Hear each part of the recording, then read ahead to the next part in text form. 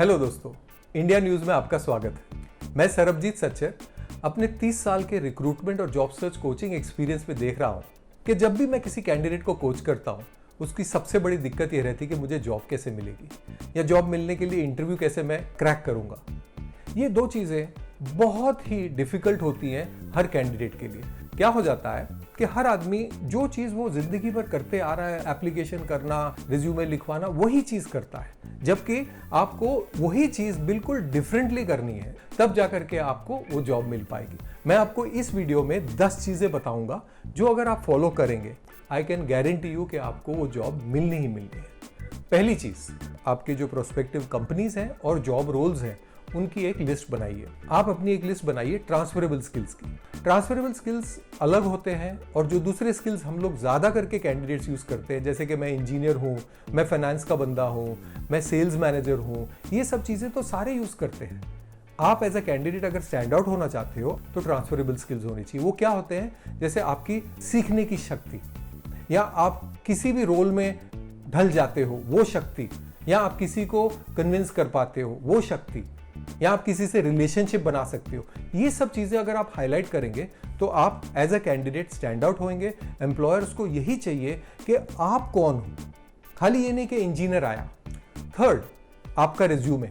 ज़्यादा करके रिज्यूमे ऐसा होता है कि रिस्पॉन्सिबिलिटी ड्रिवन होता है, मतलब कि आप क्या संभाल रहे हो आपने वही लिखा है, लेकिन आपने क्या किया और आपने उसका रिजल्ट अचीव क्या किया। जैसे फॉर एग्जाम्पल, अगर आप सेल्स में हैं और ऐसा मत लिखिए कि मैं सेल्स हेड हूं इस रीजन का, आप बोलिए कि मैंने 3 साल से सेल्स बढ़ाई 32%, 50%, 60%। अगर आप इस तरह से स्पेसिफिकली करेंगे तो एज एन एम्प्लॉयर मुझे मजा आता है वो स्टोरी पढ़ने में, स्टोरीज ऑफ सक्सेस जिसको बोलते हैं, वो आप बताइए। चौथी चीज, लिंक्डइन प्रोफाइल हो गया है।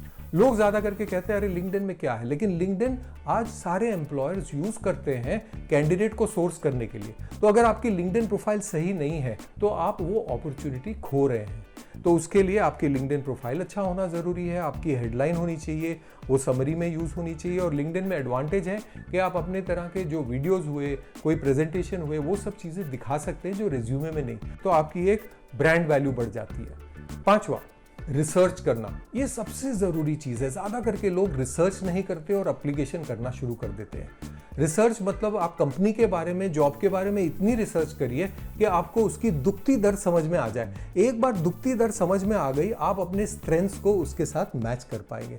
तो रिसर्च करना बहुत ज़रूरी है। कस्टमर से बात करिए, कॉल सेंटर में फ़ोन करिए, मार्केट में जाइए, रिसर्च ज़रूर करिए। उसके बाद आता है नेटवर्किंग। नेटवर्किंग मतलब आपने वो जो एम्प्लॉयर्स की लिस्ट बनाई है उनके टच में रहना।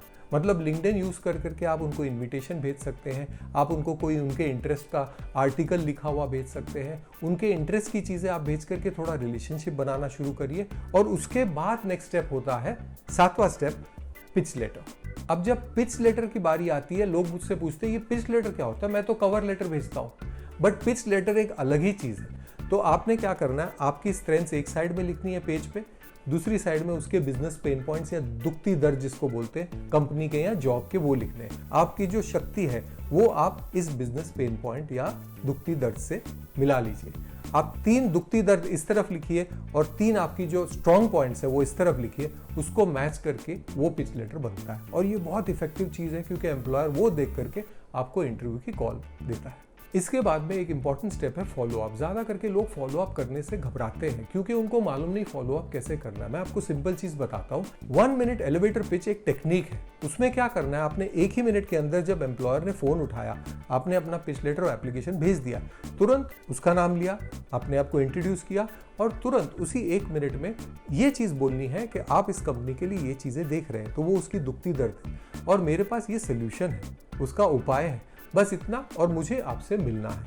इतना बोल करके आपने ट्राई करना है कि वो आपको इंटरव्यू के लिए बुला, क्योंकि एक बार आप इंटरव्यू में जाएंगे तभी सब समझा पाएंगे। और उसके बाद में 9 स्टेप है कि आपने एक थैंक यू मेल भेजना है। थैंक यू मेल बहुत ज़रूरी है ताकि उससे आपका रिलेशन बढ़े। और 10वां स्टेप मैं आपको बताता हूँ कि सिर्फ 5 क्वेश्चंस हैं जो एम्प्लॉयर के दिमाग में होते हैं आपके बारे में, और वही 5 क्वेश्चन के लिए आप प्रिपेयर करिए। बस आप सारे क्वेश्चंस के लिए प्रिपेयर हो जाएंगे। क्या क्वेश्चंस है वो? 1, आप मेरी कंपनी में या इस जॉब में क्यों इंटरेस्टेड है, ये एम्प्लॉयर पूछना चाहता है। क्योंकि आपके इंटरेस्ट लेवल के बिना फायदा नहीं। आप मेरे लिए क्या कर सकते हैं, मतलब आपके पास कोई सोल्यूशन है हमारे प्रॉब्लम का? आप किस तरह के बंदे हैं, मतलब मेरी कंपनी के कल्चर में आप सूट होंगे, मेरे एम्प्लॉयज के साथ आप सूट होंगे? आपको मैं क्यों हायर करूं, मतलब आप दूसरे कैंडिडेट से अलग कैसे? तो मतलब यहाँ पे आपको जो आपकी यूनिक शक्ति है या यूनिक स्ट्रेंथ इसको बोलते हैं, वो निकाल करके लानी पड़ेगी। और पांचवा सबसे इंपॉर्टेंट, क्या मैं आपको अफोर्ड कर सकता हूँ, क्योंकि यहाँ पे सैलरी नेगोशिएशन बहुत इंपॉर्टेंट हो जाता है। तो एम्प्लॉयर सोचता है ये बंदा मेरे लिए ओपन माइंडेड रहेगा, मेरी सैलरी में फिट होगा कि मुझे इसमें बजट बढ़ाना पड़ेगा।